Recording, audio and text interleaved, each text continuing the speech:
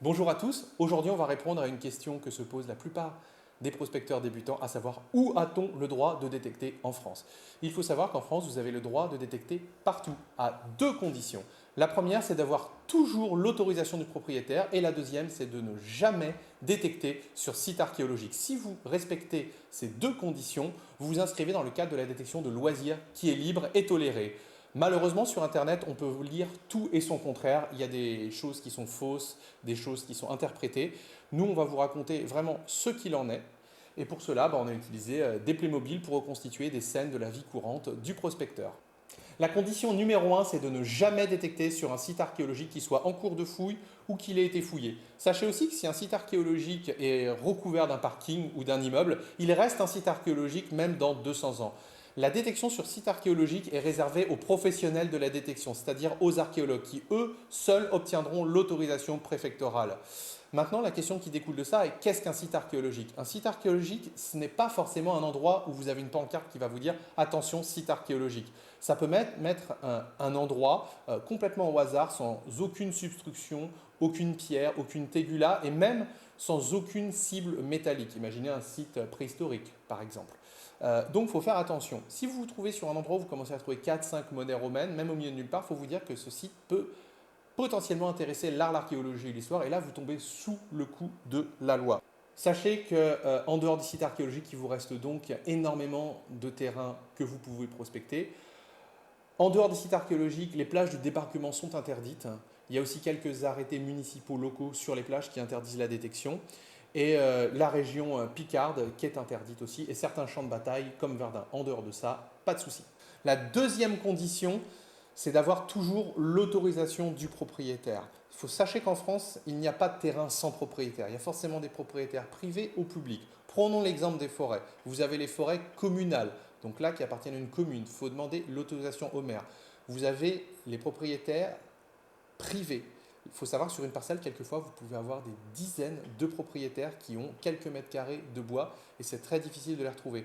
Et le troisième propriétaire, eh bien, c'est l'État, donc c'est nous en fait, c'est le peuple. Sauf que là, on a un gros problème, c'est qu'il faut demander l'autorisation à l'ONF et ils ne vous la donneront jamais. Bon, je sais que c'est révoltant parce que c'est le bien public, mais ils ne la donneront jamais pour des raisons qui leur appartiennent. Maintenant, les plages. Les plages, la détection, elle est tolérée, sauf sur les plages du débarquement. Seulement si vous détectez sur une plage, on vous déconseille fortement d'y aller l'été pour ne pas jeûner les estivants. Ce qui se passe, c'est que des prospecteurs sans scrupules ont fait un petit peu n'importe quoi sur les plages et donc maintenant on a des arrêtés préfectoraux, on a des arrêtés municipaux sur certaines plages qui sont interdites à la détection. Il y a aussi certaines plages où il y a quelquefois des épaves qui rejettent des choses et ces plages-là sont interdites, mais encore une fois, on les compte sur les doigts d'une main.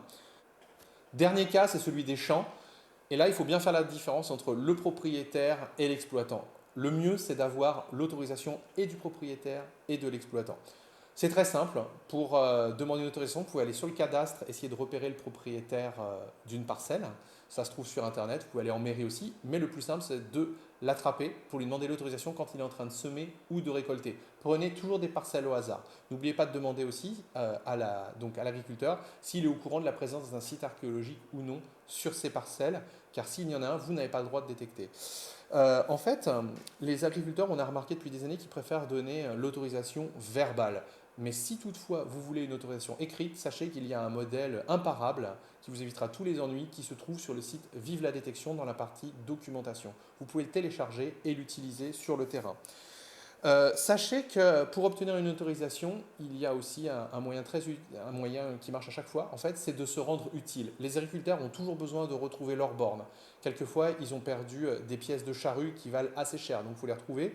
Et enfin, si vous détectez dans un champ, eh bien, vous pouvez sortir tous les morceaux de charrue, les pics, tous les morceaux de ferraille qui pourraient abîmer soit une moissonneuse, soit crever un pneu. Et ça, généralement, les agriculteurs vous mettront même à disposition un seau où vous pouvez dépolluer leur champ. Et là, ils seront très reconnaissants. Sachez en fait que si vous ne demandez pas l'autorisation à un propriétaire, eh bien, ils peuvent vous chasser du champ ou même appeler les gendarmes. Mettez-vous un petit peu à leur place. Imaginez que quelqu'un vient détecter dans votre jardin sans avoir demandé l'autorisation. Je pense que vous ne seriez pas content. Si vous respectez ces deux conditions, à savoir la détection hors site archéologique et avec autorisation du propriétaire, Vous ne serez pas embêté par la police, la gendarmerie, vous ne risquez rien. Quelquefois, on peut vous contrôler, mais la loi est claire. Quand le législateur a fait la loi en 89, il a bien précisé que l'autorisation administrative n'était que pour une détection archéologique. N'en déplaise à nos détracteurs, n'en déplaise à tous ceux qui font des articles anti-détection, la détection de loisirs hors site archéologie est tolérée et libre. Enfin, sachez que si vous obtenez l'autorisation d'un propriétaire, mais qu'il y a un site archéologique sur l'endroit que vous allez détecter, cette autorisation n'est pas suffisante, même si le propriétaire vous donne l'autorisation. Parce que ça reste un site archéologique qui soit privé ou public. Mais encore une fois, vous avez quand même beaucoup de terrains à prospecter qui n'ont pas d'intérêt archéologique ou historique et donc de nombreuses belles trouvailles à effectuer. Bonne détection à tous et à bientôt.